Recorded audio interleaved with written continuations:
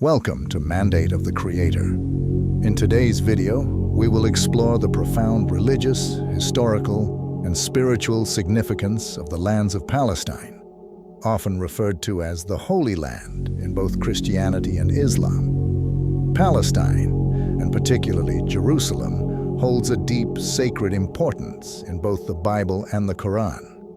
It is a land connected with divine promises, prophetic history, and spiritual heritage. For millions, it is not just a geographic location, but a spiritual center. In this video, we'll examine key verses, stories, and interpretations from both the Bible and the Quran, comparing their perspectives on this sacred land. Biblical perspective. Let's begin by looking at the Bible. In the Old Testament, Palestine, particularly Jerusalem, is frequently called the Promised Land, the land God vowed to give to Abraham and his descendants. This promise is a central theme in the Bible, beginning with Genesis 15:18-21, where God tells Abraham, "To your descendants I give this land, from the Wadi of Egypt to the great river, the Euphrates." This covenant with Abraham lays the foundation for Israel's future. The land of Canaan, later known as Palestine, becomes the site of great biblical events such as the Exodus, a significant moment where Moses leads the Israelites out of Egyptian slavery and towards the Promised Land, as noted in Exodus 3:8. "So I have come down to rescue them from the hand of the Egyptians, and to bring them up out of that land into a good and spacious land, a land flowing with milk and honey." The reign of King David further cements Jerusalem as a spiritual center. It's not just a city of kings. It is the city where the temple, the heart of Jewish worship, would be built. The New Testament continues to highlight Palestine's significance, particularly through the life of Jesus Christ.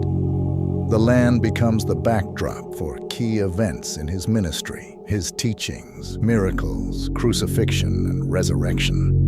Locations like Bethlehem, Nazareth, and Jerusalem are forever etched in the Christian faith as central to the message of salvation and divine grace.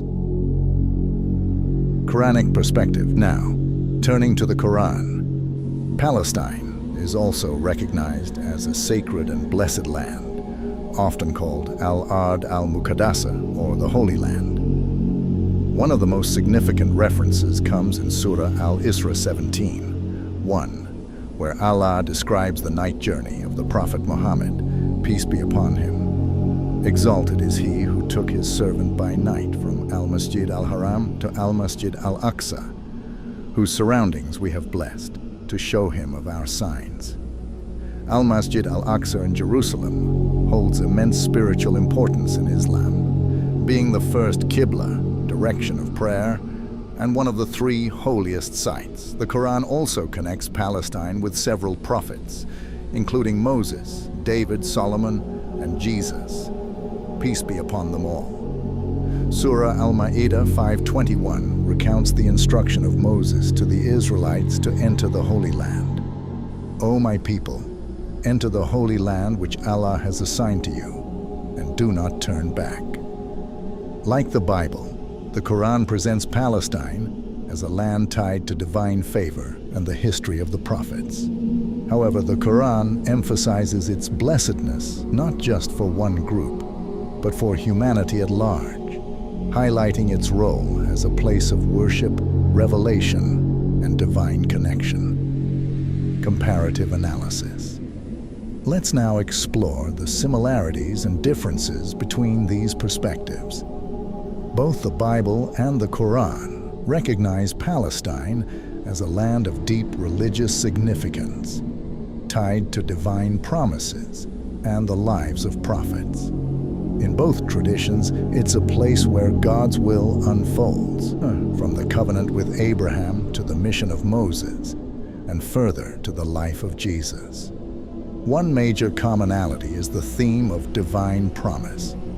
In both scriptures, Palestine is promised by God, either to the descendants of Abraham in the Bible, or as a blessed land connected to divine purpose in the Quran. The difference lies in the theological understanding of these promises. In Christianity, the focus shifts towards spiritual salvation through Jesus Christ, while in Islam, Palestine's significance continues through its connection to Al-Aqsa, the night journey, and its role in Islamic worship. Another point of distinction is the scope of the land's blessedness. In the Bible, it's largely seen as the inheritance of the descendants of Abraham through Isaac, while in the Qur'an, the land's blessing seems broader, extended to all those who believe and follow the path of the prophets. Conclusion. To summarize, both the Bible and the Qur'an present Palestine as a land of immense spiritual, religious, and historical significance. It's a land tied to the covenants of God, the stories of the prophets, and divine worship. For Christians, it is central to the life of Jesus, while for Muslims, it remains a blessed land, home to one of the holiest sites in Islam. Understanding the shared and unique perspectives on Palestine can help us appreciate its enduring importance in both traditions. We encourage you to delve deeper into these sacred texts, to explore the richness of their teachings, and to continue seeking knowledge and understanding. Thank you for watching. If you enjoyed this video, please like, subscribe, and share it with others who may be interested in the profound significance of these sacred lands. Until next time, peace be upon you.